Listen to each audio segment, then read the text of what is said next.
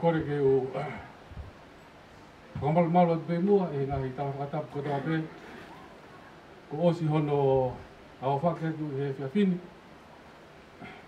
e whiawhi taha o ngahi e whiawhi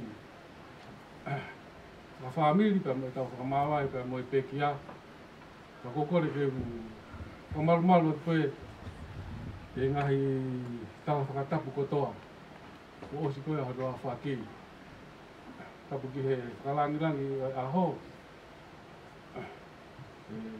ngalo ai a mere mo whanau mahino pe hino ka whakatata ke ni ko pekia ka tuku ke o whakakolo au e rea ai ngalo ke o whai ai loku tuku ko e whiawhini ko koloa ia e whamiri ko mea heni e tangata i whakaupule e sa koni stūtoni tawa taina tonga Pai moi koe pekiana i kei whai keke ia ai si ka mo i whamiri Pea koloa ia Nia mai e tangata iki ta mei tonga ka mulawe i hen Te re toki whakakakato ai katongia Oi whamiri koe e whiawhini Ko whiwhia he mai whena maari koe ni hau keo whai peha ki i rea I rea o paki ofa pe mo i rea manatu ofa pe ki he pekia tuku whakakato he tangata i whaiwhikau ai whamiri koe ia Koe e whiawhini Koe koulawe i pe koe Ko toki lawa maeni ki ha mea whakaeiki New Zealand. O kaki fu maheni pe mo fonga whakahoko koe mea whakaeiki heni. Ka ko whakapapa pito ka ko fia la.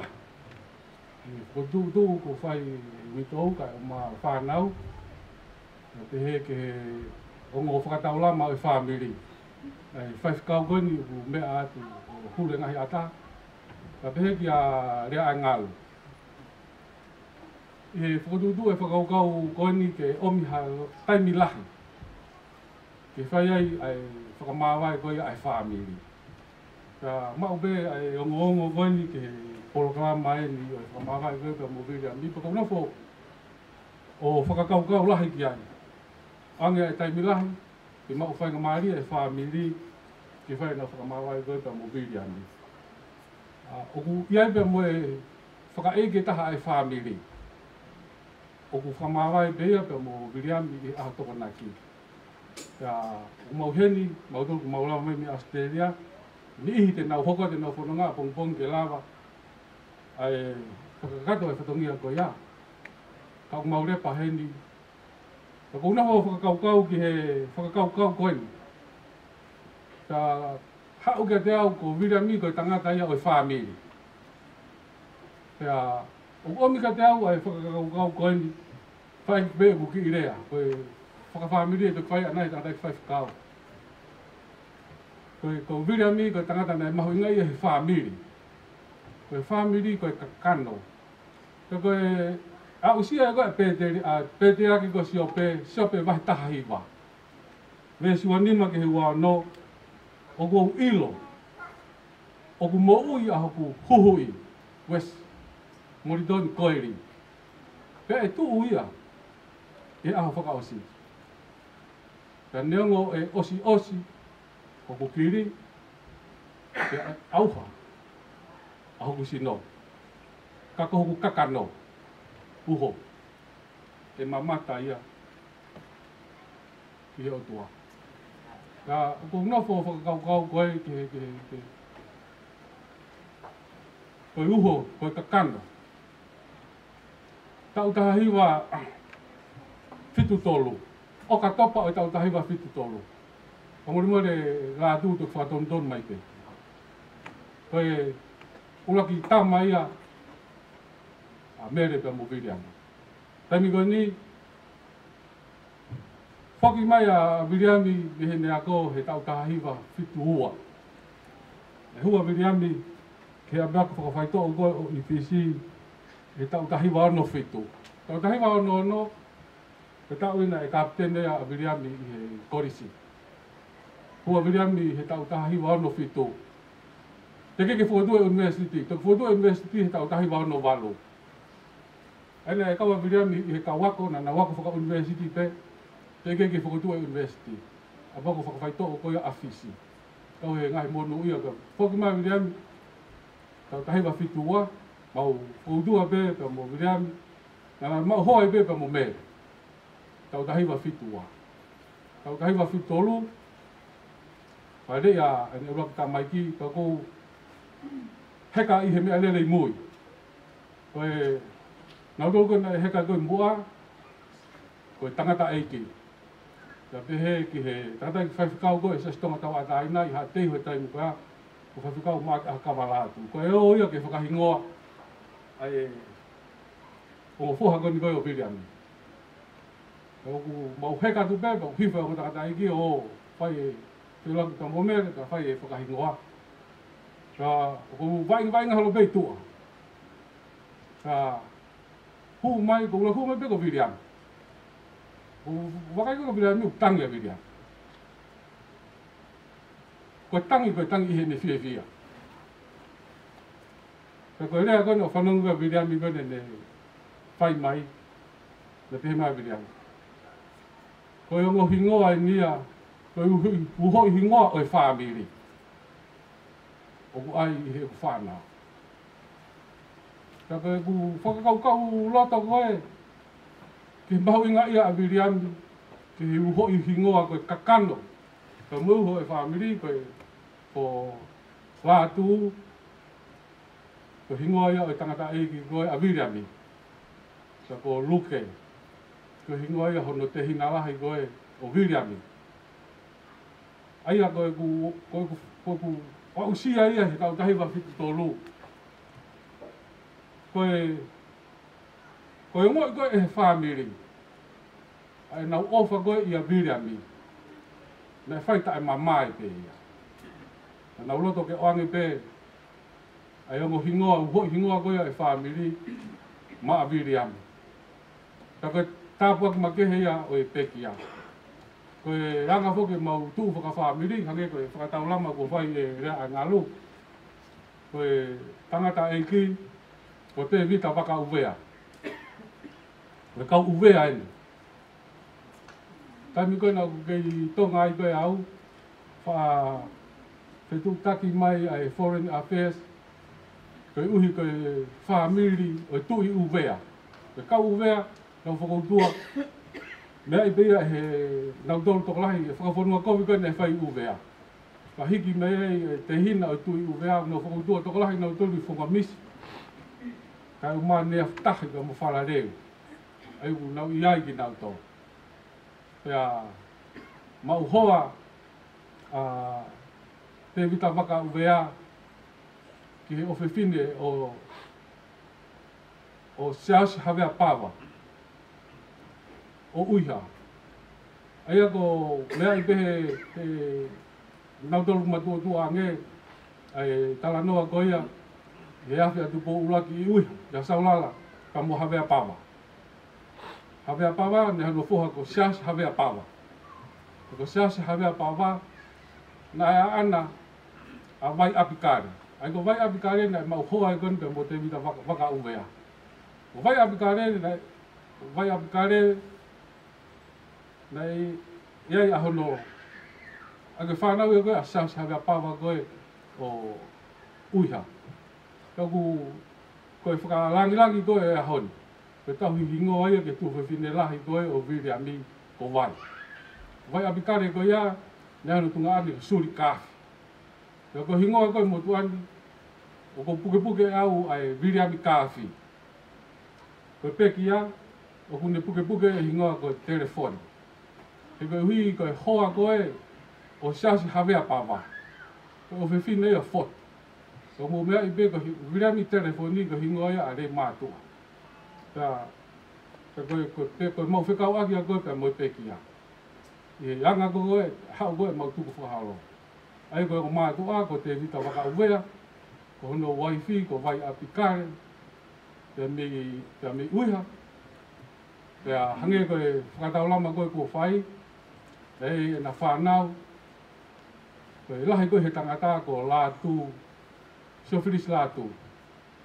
Sofilis lātu, o hana aluke, te kua o lahi taha he whanau koe aluke. Pea whanau tangata. Pea hoko mai ai whanau whiwhine luke, pea hoko ai pekia, pea hoko hake ia i whanau tangata.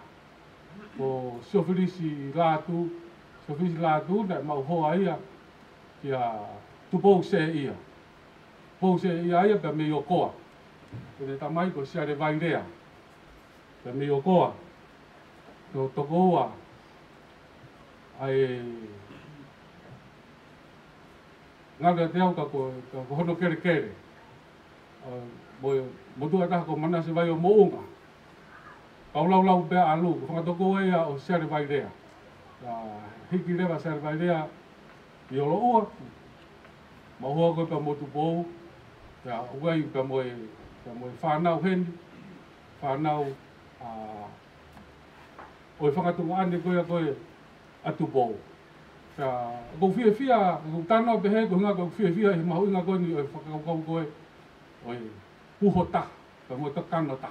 Pe ko tui, pe uhinga koe o tau i he ni, pe ko whe ha tapa o tau whekau aki. Ka koe mahu inga ia koe o whamiri. Ka koe ko pe puke ai whainga maari e koe ake, whakafofonga atu, ai whakamaro lahi ke whakatutu koe a ko whai, omi e taimi lahi ke whai ai, ai tau whakamawai, ka moe tatau whakaosi ki he pekia.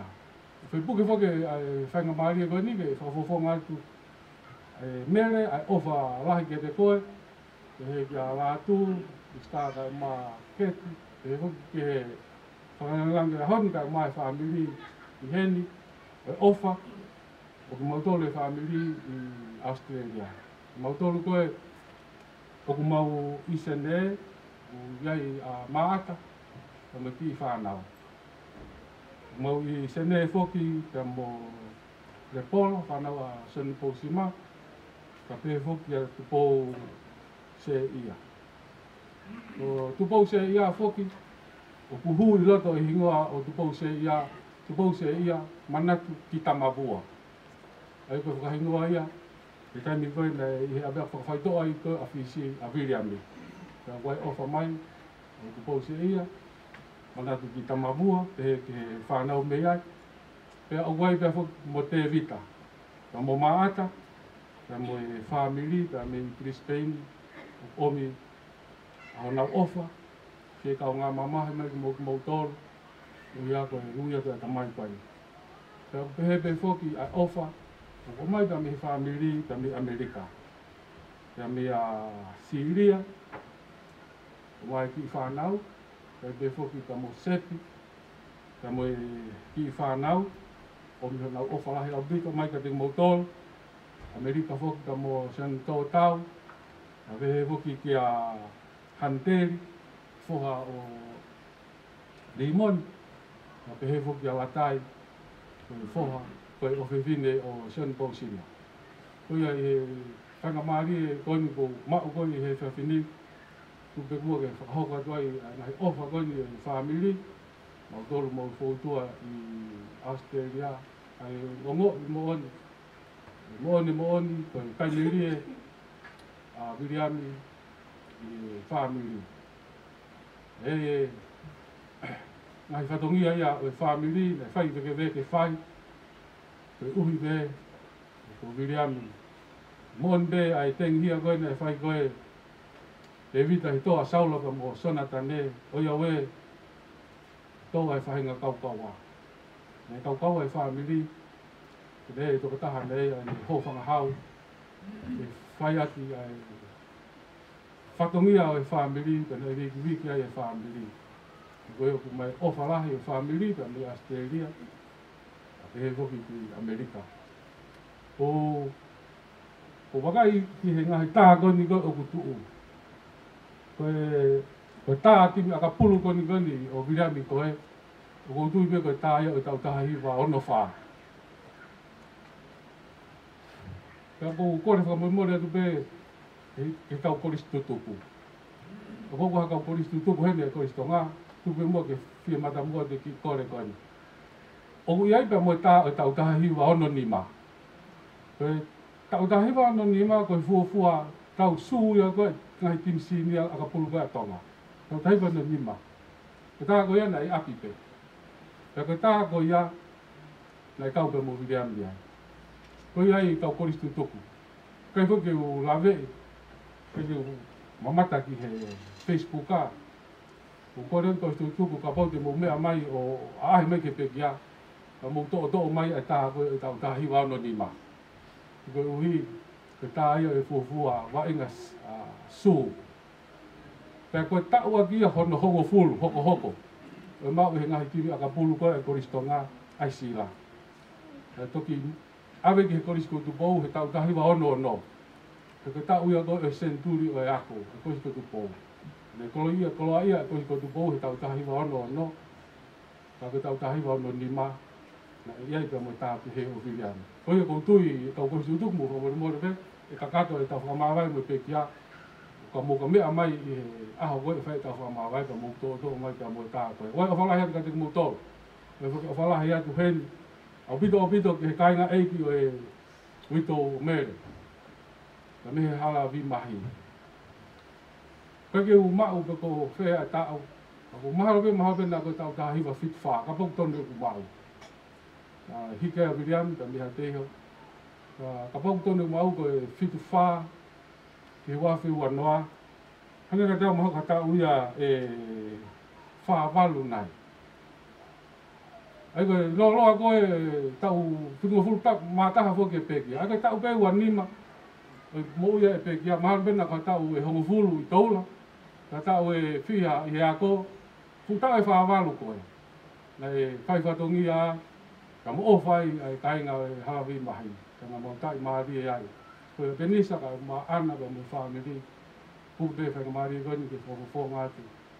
Ka whanonga mai, tau loloa koni, ho mo ofa. Me tamai koni. Koni ku, ka tau mai, ai tamai o eiki koni. Kau hoko ho tau kai ngā e ki. O pehe pai fōke o whalahi atu ke ngai ki. Kupu whekau aku ko tau pe. Ka kawange, vai taimi koini hoko atu e tau whamawai. E mo te ki a. E ralangai e tau whekau atu. Ko hoku kakano, e mamata e ki ai. Hea koe tariu ia e tangata. Ke whaki veke whai baina e whai veki moa. Ko ai kakano he tangata. Ke uho pe mo i kawi rangi. O tui koe, whiwhia koe e whamiri, mo on pe ia, pere ami koe toko tahana e ata mai ia. Kolo ia ka mo panga ia, ka ke mo tuani, whiwhia e whamiri, ko kaka no, amata, ke o tua. Pere ami malo e,